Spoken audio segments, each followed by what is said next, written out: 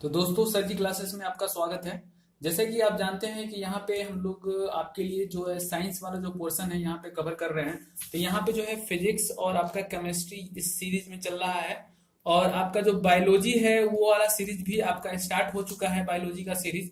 तो आप मान के चलिए कि पूरा साइंस जो है यहाँ पे आपका कवर किया जा रहा है। और आपको मैं यकीन दिलाना चाहता हूँ कि यदि आप इतना कर लेंगे तो आपसे कोई क्वेश्चन छूटेगा नहीं, क्योंकि इसमें क्या है कि टोटल जितना भी अभी तक कंसेप्ट पूछे जा चुके हैं एग्जाम में रेलवे से रिलेटेड, ज्यादातर जो है इसमें रेलवे का ही क्वेश्चन है। तो जो भी रेलवे अभी तक पूछ चुका है, जैसे ग्रुप डी हो गया, एएलपी हो गया, जेई हो गया, तो जितना भी कंसेप्ट पूछ चुका है वो पूरा का पूरा यहाँ पे आपको कराया जा रहा है। तो देखिए, कंसेप्ट और क्वेश्चन दोनों साथ साथ में कराए जा रहे हैं। इससे क्या होगा कि आप ज्यादा से ज्यादा जो है सीख सकेंगे और आने वाले एग्जाम में जो है आप अपना अच्छा परफॉर्मेंस कर सकेंगे। तो उसी को देखते हुए कम टाइम में ज्यादा से ज्यादा ये सीखने की जो प्रक्रिया है उसको जारी रखते हुए आज हम अपना सीरीज जो है फोर्थ सीरीज लाए हैं आपके सामने। तो उम्मीद है कि आपको ये लेक्चर अच्छा लगेगा और ये पैटर्न भी जो है आपको अच्छा लगेगा। यदि अच्छा लगे तो अपने दोस्तों के साथ शेयर करते रहिए। और यहाँ पे साइंस का पूरा कवर कराया जाएगा और एनटीपीसी के लिए भी आपका जनरल अवेयरनेस की क्लास भी बहुत जल्द ही चालू करने वाले हैं हम। तो हम लोग स्टार्ट करते हैं आज की सीरीज। देखिए, यहाँ पे आपसे पूछा जा रहा है कि ये 5.4 किलो वाट आवर दिया गया है। देखिए, मैं फर्स्ट लेक्चर जो साइंस था, कंसेप्ट तो यही था लेकिन क्वेश्चन अलग था। तो देखिए, कंसेप्ट एक रहता है लेकिन क्वेश्चन हजार बन जाते हैं। तो कंसेप्ट एक बार यदि सीखे रहिएगा तो क्वेश्चन किसी भी टाइप का आएगा तो आप इजीली बना सकते हैं। तो वहां पे कुछ अलग ढंग से पूछा गया था लेकिन कंसेप्ट इसी से रिलेटेड था। वहां पे मैं भी आपको बता चुका था। देखिए, यहाँ पे बोला जा रहा है कि इसको सिंपली जूल में आपको कन्वर्ट करना है। मैंने आपको बताया था कि जो आपका 1 यूनिट होता है वो जो होता है 1 किलो वाट आवर के बराबर होता है। जो आप एनर्जी कंज्यूम करते हैं वो आपकी यूनिट में होती है, और एक यूनिट जो होती है वो कितना होता है आपका 1 किलो वाट आवर बराबर होता है। और ये 1 किलो वाट आवर बराबर जो होता है वो कितने के बराबर होता है ये, तो ये 3.6 इंटू 10 के पावर 6 जूल के बराबर होता है। ठीक है। अब देखिए, यहाँ पे 1 किलो वाट आवर को यदि आप चेंज करना चाहते हैं जूल में तो क्या कर सकते हैं, तो 5.4 इंटू आप 3 इंटू 6 इंटू 10 के पावर 6 जूल कर सकते हैं। और यही आपका क्या हो जाएगा, राइट आंसर आ जाएगा। तो आप इसको मिला लीजिएगा, आपका राइट आंसर कौन सा आ रहा है। तो यहाँ पे जो है आपका राइट आंसर जो होगा वो, तो ये आपका क्या हो जाएगा, ये आंसर होगा। लेकिन इसमें देखिए दिक्कत क्या है कि जब आप मल्टीप्लाई कीजिएगा तो ये आपका आएगा आपका 19.44 इंटू 10 के पावर 6 आएगा जूल। लेकिन यहाँ पे 10 के पावर 5 है तो इसका राइट आंसर क्या होगा, आपका ये 6 होगा। ठीक है, बाकी कंसेप्ट यही वाला होगा। नेक्स्ट क्वेश्चन की बात करते हैं। यहाँ पे बोला जा रहा है कि name the group and the periods of the modern periodic table in which the carbon is placed. देखिए, ये भी सिंपल कंसेप्ट है। आप जानते हैं कि कार्बन का एटॉमिक नंबर कितना होता है, 6 होता है, और एटॉमिक मास कितना होता है, 12 होता है। ठीक है। जब इसको आप लिखिएगा इलेक्ट्रॉनिक कन्फिग्रेशन इसका, तो क्या होगा 2, और यहाँ पे क्या हो जाएगा 4 हो जाएगा। ठीक है, ये आपका 4, तो ये 6 हो जाएगा। अब देखिए, मैं आपको बताया था कि ये जो सेल होते हैं वो क्या देते हैं, वो आपको आपका पीरियोडिक टेबल देते हैं, मतलब कि किस पीरियड का होगा वो मतलब एलिमेंट वो देते हैं। यहाँ पे दो आपके क्या है, सेल हैं। ठीक है, के और एल दो सेल है, यानी कि पीरियड क्या होगा आपका 2 होगा। यानी कि पीरियड देखिए यहाँ पे सेकेंड पीरियड, ये तो कंफर्म हो गया यहाँ से क्योंकि 2 सेल है। अब बात किया जाए कि ये जो है किस ग्रुप का एलिमेंट है, तो मैंने आपको बताया था कि देखिए यहाँ पे आप देखिए कितना है, 4 है। 10 प्लस 4 कीजिएगा तो कितना हो जाएगा, ये आपका 14 होगा। तो ये किस ग्रुप का है, तो ये 14 ग्रुप का है। ये किस तरह से निकालते हैं हम आपको पहले वाले लेक्चर में भी बता चुके हैं। तो इसका राइट आंसर क्या हो जाएगा, आपका डी होगा। मैं बताया था कि इससे क्वेश्चन पूछे जाते हैं, आगे भी पूछे जाने की संभावना है। तो किस तरह से पीरियड और ग्रुप निकालते हैं वो यदि नहीं देखे हैं तो आप जाकर जो है फर्स्ट लेक्चर देखिएगा, उसमें मैं अच्छी तरह से बताया हूं। नेक्स्ट क्वेश्चन की बात करता हूं मैं आपसे। देखिए, यहाँ पे जो है बहुत सिंपल सा क्वेश्चन है, लेकिन किसी ने भेजा था कि थोड़ा सा कंफ्यूजन है, लेकिन इसमें कुछ कंफ्यूजन नहीं है। यहाँ पे एवरेज स्पीड है, ये सिंपल मैथ का क्वेश्चन है। आप जानते हैं एवरेज स्पीड जो होगा वो आपका क्या होगा कि टोटल आपका जो है डिस्टेंस अपॉन में टोटल टाइम। टोटल डिस्टेंस यहाँ पे बात किया जाए तो क्या हो गया 15, और यहाँ पे क्या है 25 है। और टाइम की बात किया जाए तो देखिए इसको कवर करने में 8 सेकेंड लग रहा है 15 मीटर को, और आपको जो है 25 मीटर को कवर करने में 12 सेकेंड लग रहा है। तो दोनों कितना हो जाएगा आपका 20 सेकेंड हो जाएगा। जब इसको आप कीजिएगा तो ये 40/20 ये कितना हो जाएगा आपका, ये आपका 2 हो जाएगा। तो एवरेज स्पीड क्या हो जाएगा 2 मीटर पर सेकेंड हो जाएगा। तो ये बहुत सिंपल सा क्वेश्चन था, लेकिन उन्होंने भेजा था इसलिए मैंने ले लिया इसको। नेक्स्ट क्वेश्चन की बात करते हैं यहाँ पे हम। यहाँ पे देखिए बोला जा रहा है the line that join the centre of curvature and the pole of the curve surface is called. तो देखिए आप जानते हैं कि जो आपका मिरर होता है, ठीक है, तो आप देखे हैं कि ये सपोज हमने एक कनकेव मिरर लिया, ठीक है, ये आपका रिफ्लेक्टिंग सरफेस होता है, ठीक, और ये आपका क्या होता है पोल होता है। और यहाँ पे जो है आपका ये सी से डिनोट किया जाता है जो कि सेंटर ऑफ कर्वेचर होता है, ठीक है। तो सेंटर ऑफ कर्वेचर और ये जो है पोल को मिलाने वाली जो रेखा होती है उसको हम लोग क्या बोलते हैं, हम लोग प्रिंसिपल लाइन बोलते हैं, ठीक है। तो यहाँ पे प्रिंसिपल एक्सिस या प्रिंसिपल लाइन बोला जाता है। तो यही चीज आपसे पूछा गया था। इसके अलावा मैं आपको बता दूं कि ये वाली जो दूरी होती है आपका सेंटर ऑफ कर्वेचर से और पोल के बीच, तो इसको हम क्या बोलते हैं सेंटर ऑफ कर्वेचर, और रेडियस बोलते हैं radius of centre of curvature. तो इसको आर से हम लोग शो करते हैं। और यहाँ पे ये जो होता है इसका फोकस होता है, ठीक है। और ये जो दूरी होती है पोल से और फोकस की जो कि स्मॉल एफ होती है, जिसको कि हम लोग फोकस दूरी बोलते हैं, फोकस डिस्टेंस। और ये आर जो होता है वो क्या होता है 2 ऑफ एफ के बराबर होता है। ये चीज आपको मालूम होगा। बाकी इसका जो फार्मूला जो होता है मिरर के लिए 1/v प्लस 1/u अपॉन में 1/f होता है। तो ये सारे चीज जो है मिरर से रिलेटेड है, ठीक है। तो यहाँ पे जो क्वेश्चन पूछा गया था वो आपसे क्या पूछा गया था कि ये centre of curvature and pole को मिलाने वाली जो रेखा होती है उसको क्या बोलते हैं हम लोग, तो प्रिंसिपल एक्सिस या प्रिंसिपल लाइन भी बोला जाता है, ठीक है। इसका राइट आंसर क्या हो जाएगा आपका दूसरा हो जाएगा। नेक्स्ट क्वेश्चन की बात करते हैं यहाँ पे। इसमें बोला जा रहा है which one of the below is not property of acid. देखिए एसिड और बेस की प्रॉपर्टी आप अच्छी तरह से जानते हैं कि जो आपका एसिड होता है वो आपका क्या करता है कि जो आपका लिटमस पेपर होता है उसको वो रेड में चेंज करता है। और जो बेस होता है वो क्या करता है, बेस जो होता है वो आपका वो जो आपका लिटमस पेपर होता है उसको वो आपका रेड से ब्लू में चेंज करता है। और एसिड क्या करता है, एसिड जो होता है आपका ब्लू टू रेड चेंज करता है। तो यहाँ पे देखिए ये फर्स्ट वाला ही ऑप्शन जो दिया गया है ये एसिड में दिया गया है, जो कि गलत है। बोला जा रहा है रेड को ये ब्लू में चेंज करता है। तो ये आपका क्या हो जाएगा इस क्वेश्चन के लिए राइट आंसर होगा। इसके अलावा एसिड बेस के बारे में आपको बहुत सारे चीज जैसे कि पीएच वैल्यू कितना होना चाहिए, जैसे कि लेमन का पीएच वैल्यू होना चाहिए 2.4 होता है, बाकी मिल्क का जो होता है 6.6 होता है। तो पीएच वैल्यू भी आपको एसिड के बारे में मालूम होनी चाहिए। आपका जो न्यूट्रल सबस्टांस होते हैं उनका पीएच वैल्यू कितना होता है 7 होता है, ठीक है। जितना आपका पीएच की वैल्यू आपका जितना ही कम होगा वो उतना ही ज्यादा एसिडिटी होता है, यानी कि एसिड की प्रॉपर्टी उसमें ज्यादा होती है। तो ये सब बेसिक चीजें हैं जो कि आपको मालूम होना चाहिए। नेक्स्ट क्वेश्चन की बात करते हैं यहाँ पे हम। यहाँ पे बोला जा रहा है passenger fall in the forward direction when moving bus applies the brake to stop and fall break down when it accelerate from the rest. तो सॉरी ये आपका बैकवर्ड है। तो ये सिंपल जो है आपका inertia first law of Newton होता है कि यदि मान लेते हैं कोई चीज रेस्ट में है और जब तक उस पर कोई एक्सटर्नल फोर्स ना अप्लाई किया जाए तो वो क्या होती है रेस्ट में ही रहना चाहती है। तो यही चीज होता है कि जैसे ही यदि कोई गाड़ी खड़ी है और वो अपना जैसे ही चालू होती है तो क्या होता है कि बैकवर्ड पीछे की तरफ जो है आपको एक झटका लगता है। तो ये किसकी वजह से होता है, तो इनर्शिया की वजह से होता है। इसी तरह आपका जैसे यदि गाड़ी वो रेस में है यानी कि मोशन में है, यदि तुरंत ही यदि ब्रेक लगाया जाता है तो आपका जो मतलब बॉडी होता है क्या होता है फॉरवर्ड की तरफ जो है झुक जाता है। तो ये बेसिकली किसकी वजह से होता है, तो इनर्शिया की वजह से होता है। तो फर्स्ट लॉ ऑफ न्यूटन है ये। तो फर्स्ट लॉ ऑफ न्यूटन यही बताता है इनर्शिया के बारे में। तो इसका राइट आंसर क्या हो जाएगा आपका इनर्शिया हो जाएगा। इसी तरह सेकेंड और थर्ड के बारे में भी आपको मालूम होना चाहिए कि जो आपका सेकेंड होता है वो आपका मोमेंटम से रिलेटेड होता है, ठीक है। तो rate of change of momentum जो कि फोर्स के बारे में बताता है आपका, वहां से आपका एफ इक्वल टू जो है एम ए आता है, ठीक है।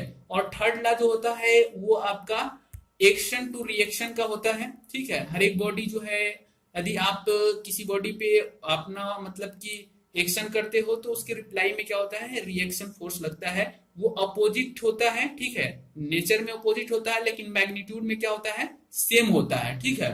तो इस तरह से देखिए ये तीनों जो फोर्स होते हैं बहुत ही इंपॉर्टेंट है और इनका एग्जाम्पल भी बहुत ज्यादा पूछा जाता है। जैसे कि रॉकेट जो प्रिंसिपल काम करता है वो किस प्रिंसिपल पे काम, न्यूटन के किस प्रिंसिपल पे काम करता है, तो थर्ड लॉ हो गया।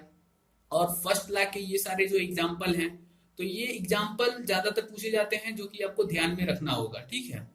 नेक्स्ट क्वेश्चन की बात करते हैं हम। यहाँ पे जो है आपको दिया गया है, ये भी देखिए सेम क्वेश्चन है, मतलब कंसेप्ट सेम है, बस क्वेश्चन अलग है। यहाँ पे बोला जा रहा है certain house hold has the consume 5 unit of the energy during the month, how much energy is this in joule. तो देखिए सिंपल ही यूनिट में दिया गया है। यूनिट मतलब देखिए मैंने बताया था एक यूनिट कितने के बराबर होता है, 1 किलो वाट आवर के बराबर होता है। तो इसको हम लिख सकते हैं 1 किलो वाट आवर, ठीक है, क्योंकि एक यूनिट बराबर 1 किलो वाट आवर होता है। अब इसको बस आपको जूल में कन्वर्ट करना है, तो किससे मल्टीप्लाई करना होगा, आपका 3.6 इंटू 10 के पावर 6 जूल से मल्टीप्लाई कर दीजिए और यही आपका क्या आ जाएगा, आंसर आ जाएगा। तो राइट आंसर यहाँ पे क्या हो जाएगा आपका 882 इंटू 10 के पावर 6 जूल होगा, ठीक है। तो कंसेप्ट सेम है। इसके बाद देखिए नेक्स्ट क्वेश्चन की बात करते हैं।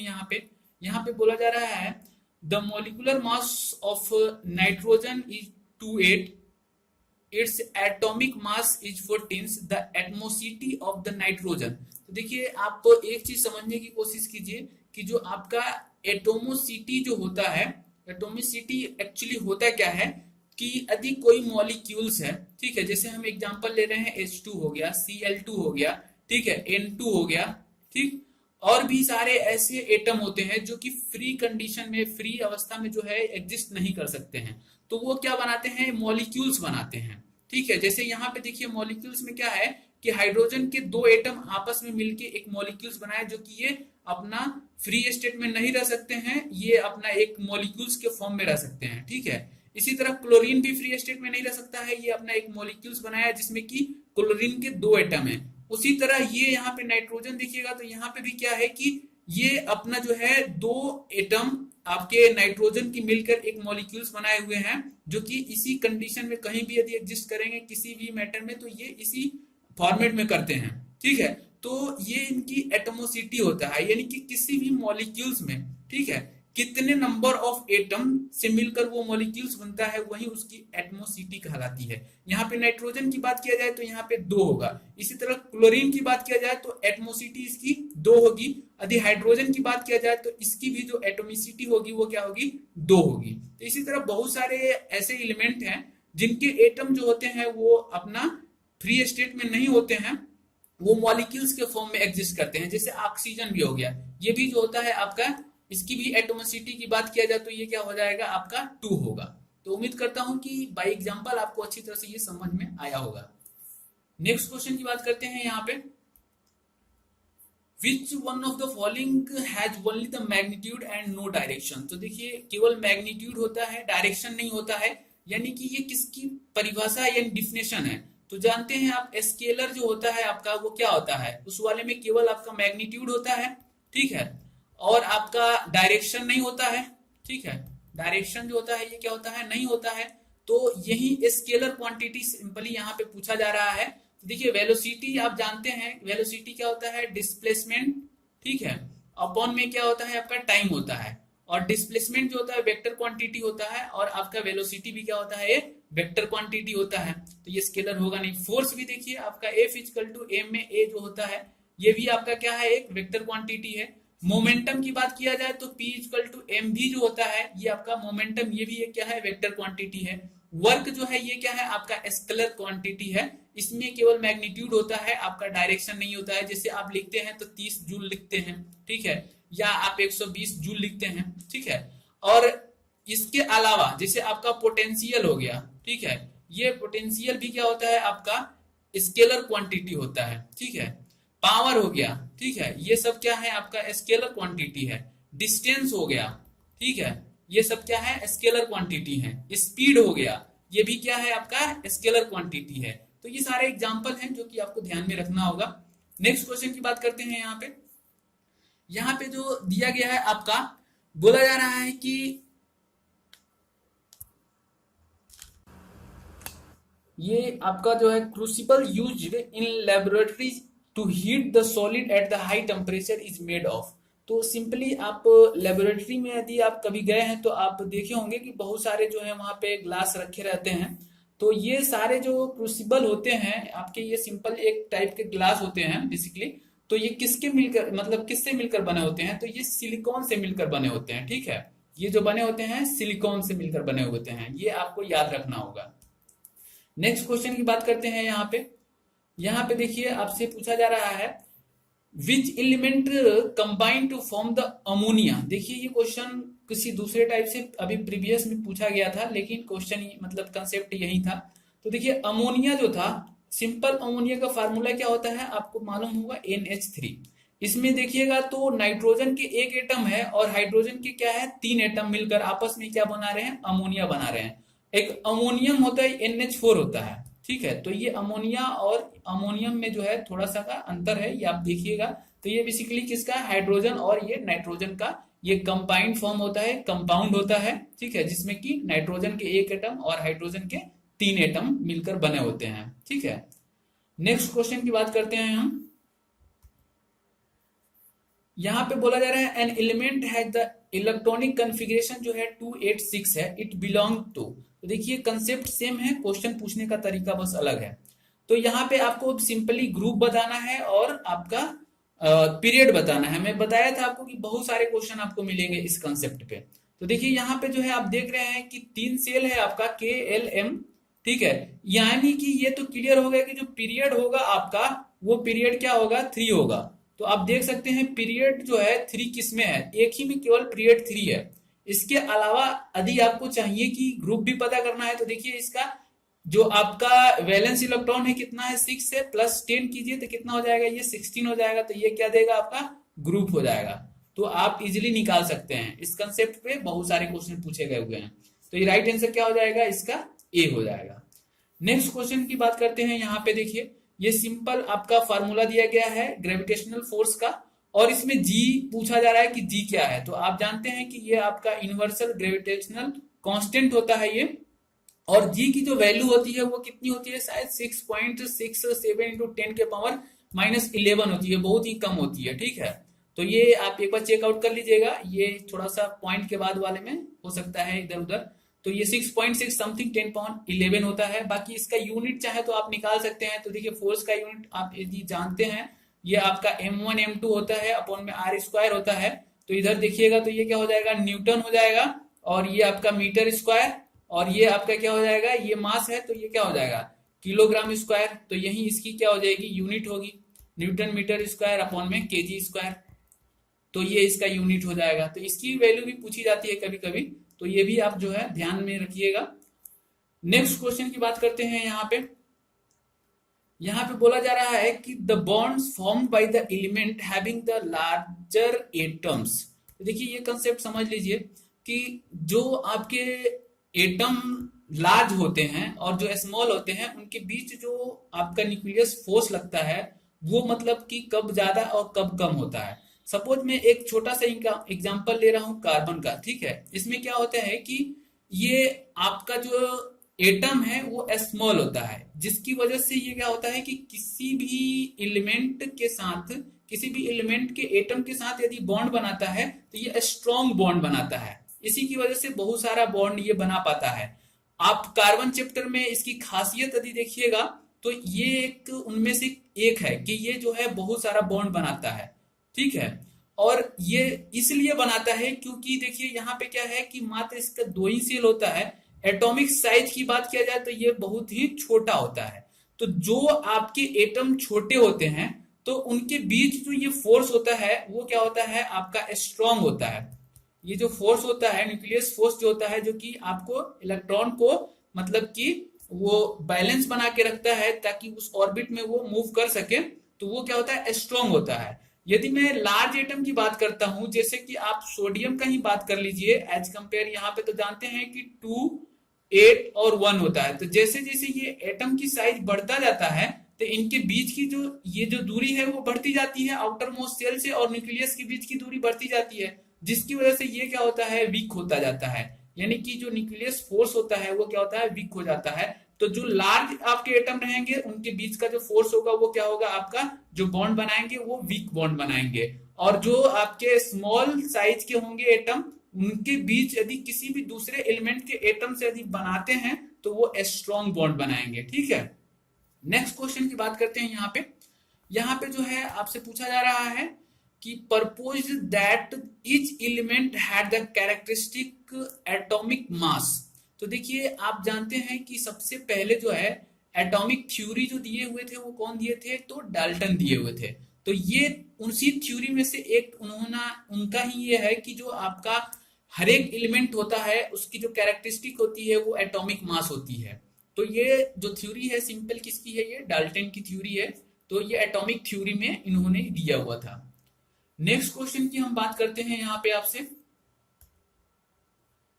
In the modern periodic table which of the following period has the maximum number of non metal. देखिए नॉन मेटल की यदि मैं बात करूं तो आप जानते हैं कि नॉन मेटल जो है आपके ये लेफ्ट साइड में जो होते हैं, ये जैसे ये पीरियोडिक टेबल है ये, ठीक है, ये तो इधर वाले जो पोर्शन है आपका, आप देखे होंगे तो ये वाला जो पोर्शन होता है लेफ्ट वाला है, ये मैं इधर छोड़ दूं तो ये आपका तो मतलब डी वाला होता है। इधर जो पी वाले जो होते हैं ये एस आपका होता है, एस ब्लॉक, ये आपका पी ब्लॉक, ये डी ब्लॉक, और बाकी एफ ब्लॉक जो होता है वो नीचे होता है। ठीक है, ये तो यदि मैं बात करता हूं कि इधर वाले जो होते हैं आपके, जो आपके पी ब्लॉक वाले होते हैं, ठीक है, तो उन जैसे कि आपको मैं बताया था कि फर्स्ट पीरियड में जो एलिमेंट होते हैं कितने होते हैं, 2 होते हैं। सेकेंड पीरियड में कितने होते हैं, 8 होते हैं। थर्ड में 8, इसी तरह आपका 8 18 18 और ये आपका 32 होता है। ठीक है, ये चीज हम आपको बताए हुए थे। सेकेंड यदि बात करते हैं, सेकेंड पीरियड में टोटल नंबर ऑफ आपके एलिमेंट कितने होंगे, 8 होंगे। ये 2 छोड़ दीजिए, ठीक है, यदि ये 2 छोड़ दीजिए, जैसे कि आपका हाइड्रोजन ये तो यहाँ पे होता नहीं है, हीलियम यहाँ पे होता है, ठीक है, इसके बाद यहाँ पे लिथियम होता है और आपका बेरिलियम होता है, इन दोनों को छोड़ दीजिए तो बाकी जो 6 बचे हुए हैं जो कि पी ग्रुप का होंगे, पी ब्लॉक के होंगे, ये 6 जो होंगे ये नॉन मेटल होते हैं। ये 6 कौन कौन से हो सकते हैं, तो देखिए यहाँ पे आपका बेरिलियम के बाद क्या आता है, बोरॉन आएगा, कार्बन आएगा, ऑक्सीजन आएगा, नाइट्रोजन आएगा, क्लोरीन आएगा, ठीक है, और नियोन आएगा। तो ये सारे क्या है, आपके नॉन मेटल हैं। तो ये टोटल जो है इस वाले में 6 नॉन मेटल होते हैं और 2 क्या होते हैं, आपके मेटल होते हैं। और सबसे ज्यादा इसी वाले ग्रुप में जो है आपको मिलेंगे नॉन मेटल। तो इसका राइट आंसर क्या हो जाएगा, आपका ये 2 हो जाएगा। ठीक है, कि आपके पीरियड नंबर 2 में सबसे ज्यादा नॉन मेटल है। और ये भी चीज आप याद रखिए क्योंकि इससे क्वेश्चन बने हुए हैं, और ये जो मैं आपको बताया हूं इससे भी क्वेश्चन आपको बन सकते हैं, कौन कौन से होते हैं। ठीक है, और टोटल नंबर कितने हैं, तो ये आपके कितने हैं, 6 हैं नॉन मेटल, और ये आपके पी ब्लॉक के हैं। देखिए नेक्स्ट क्वेश्चन की बात करते हैं।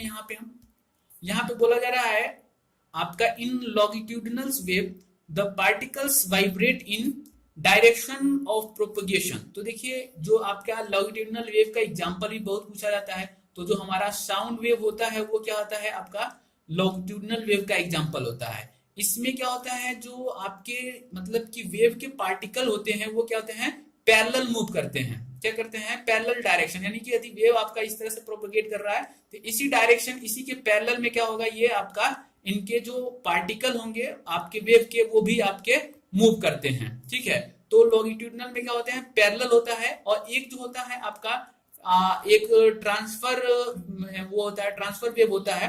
तो उस वाले में क्या होता है कि प्रोपगेशन के डायरेक्शन के परपेंडिकुलर होता है। वो जो आपका होता है वो क्या होता है, परपेंडिकुलर डायरेक्शन में पार्टिकल्स जो होते हैं साउंड के मूव करते हैं। तो ये दोनों में अंतर होता है। लॉन्गिट्यूडिनल में होता है आपका पैरेलल, यानी कि जो साउंड वेव के पार्टिकल्स होंगे उनका जो मोशन होगा, यानी कि उनका जो वाइब्रेशन होगा वो जिस डायरेक्शन में प्रोपगेशन हो रहा उसके पैरेलल ही होगा, उसी डायरेक्शन में होगा। ठीक है, लेकिन यदि ट्रांसफर वेव की बात करता हूं मैं, तो इनका जो साउंड जो आपके पार्टिकल्स होंगे, ठीक है, वो आपके वाइब्रेट करते हैं परपेंडिकुलर। यदि मान लेते हैं इस डायरेक्शन में आपका प्रोपगेशन हो रहा है साउंड वेव का, तो इनका जो होगा, जो इनके पार्टिकल्स का वाइब्रेशन होगा, ये क्या होगा, परपेंडिकुलर होगा। तो ये 2 चीज आपको मालूम होनी चाहिए।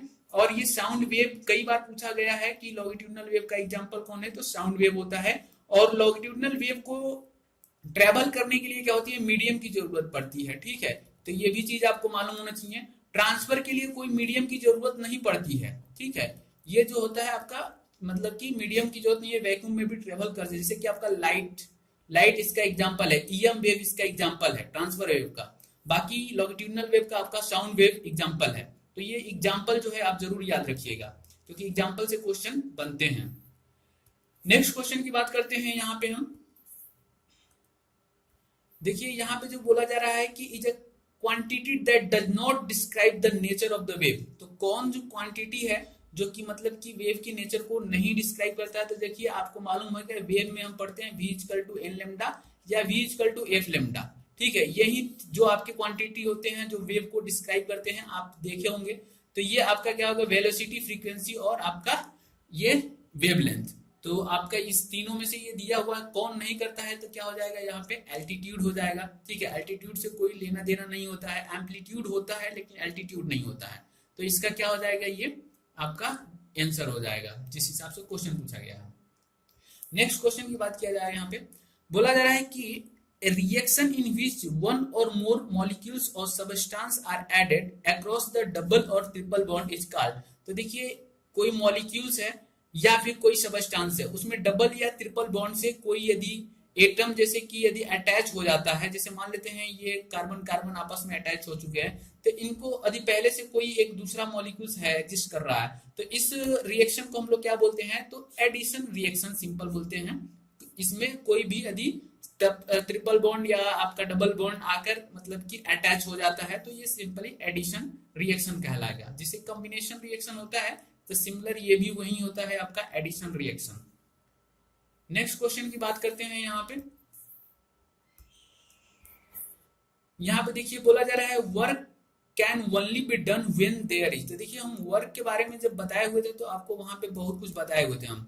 Work equal to force into displacement होता है। तो कोई किसी भी बॉडी पे, ठीक है, वर्क तभी माना जाता है जब पहला नंबर की फोर्स उस पे एग्जिस्ट करे और उस फोर्स की वजह से कुछ डिस्प्लेसमेंट हो, ठीक है। इस ऑब्जेक्ट में क्या हो, कुछ डिस्प्लेसमेंट हो, तो वो माना जाएगा कि वर्क किया गया है किसी भी मतलब पर्सन द्वारा या किसी भी मशीन द्वारा। तो यहाँ पे देखिए आपका सिंपल पूछा जा रहा है कि मतलब कि वर्क डन होने के लिए क्या होना चाहिए, तो ये आपका फोर्स होना चाहिए, ठीक है। ये सब जरूरी नहीं है लेकिन फोर्स का होना जरूरी है। तो राइट आंसर इसका क्या हो जाएगा, आपका फोर्स हो जाएगा। नेक्स्ट क्वेश्चन की बात करते हैं हम। देखिए यहाँ पे जो है आपसे पूछा जा रहा है, सिंपल वही वाला कंसेप्ट है जो कि पहले मैं आपको बता चुका हूं, displacement when the angle between the force and the displacement is 90 degree the work done। तो देखिए ये सपोज कि आपका ये फोर्स इस डायरेक्शन में लग रहा है और डिस्प्लेसमेंट सपोज इस डायरेक्शन में हो रहा है, 90 डिग्री का एंगल है। तो इस केस में क्या होगा, तो वर्क डन इक्वल टू क्या होता है, फोर्स इंटू डिस्प्लेसमेंट और ये cos theta, theta equal to 90 degree. 90 की वैल्यू कितनी होती है, 0 होती है। तो ये क्या हो जाएगा, आपका वर्क डन 0 हो जाएगा। तो राइट आंसर क्या हो जाएगा आपका, ये 3 हो जाएगा। देखिए लीनियर मोमेंटम, अभी मैं पीछे आपको बताया था लीनियर मोमेंटम क्या होता है, एम भी होता है, ठीक है। तो ये आपका मास और आपका वेलोसिटी का प्रोडक्ट होता है। इसकी यूनिट की बात किया जाए तो यूनिट क्या हो जाएगा, तो देखिए केजी होता है मास का, और वेलोसिटी का क्या होता है आप जानते हैं, मीटर पर सेकेंड होता है। तो इसका क्या हो जाएगा, तो केजी मीटर पर सेकेंड, इसका क्या हो जाएगा, ये आपका यूनिट हो जाएगा। देखिए काइनेटिक एनर्जी और आपका मोमेंटम में जो रिलेशन होता है, एक तो आपका 1/2 mv² होता है और इसी वाले से आता है आपका p²/2m। तो इससे भी बहुत सारे क्वेश्चन बनते हैं, ठीक है। डायरेक्ट पूछा जाता है कि डबल करने पे मोमेंटम क्या होगा काइनेटिक एनर्जी, या मास के ऊपर मतलब चेंज करने के बाद इसके ऊपर क्या इफेक्ट पड़ेगा काइनेटिक एनर्जी पे। तो ये जो है मोमेंटम से ये क्वेश्चन पूछे जाते हैं। तो ये आपका राइट आंसर इस क्वेश्चन के लिए क्या होगा, मास इंटू वेलोसिटी हो जाएगा। तो दोस्तों ये जो है आपका कुछ क्वेश्चन थे जो मैं आपको कराया यहाँ पे। देखिए कंसेप्ट को आप अच्छी तरह से समझते चलिएगा तो आपको जितने भी टाइप के क्वेश्चन मिलेंगे आप इजीली कर सकते हैं। बस एक बार कंसेप्ट समझिए, और मैं यहाँ पे शॉर्ट में आपको कम टाइम में बहुत अच्छा कंसेप्ट देने की कोशिश कर रहा हूँ, ठीक है। तो उम्मीद करता हूँ कि ये लेक्चर आपको अच्छा लगा होगा। और यहाँ पे बायोलॉजी का भी लेक्चर चालू हो चुका है, जनरल अवेयरनेस भी आपको जो है चालू होने वाला ही है बहुत जल्द ही। तो आप जो है मेरे चैनल के साथ मिलकर काम कीजिए और जितना ज़्यादा से ज़्यादा हो सके आप दोस्तों से अपने दोस्तों के साथ शेयर करते रहिए, ताकि हम लोग का भी मोटिवेशन बढ़ता रहे और अच्छा से अच्छा कंटेंट प्रोवाइड कर सके हम लोग। तो आज के लिए इतना ही। थैंक यू दोस्तों।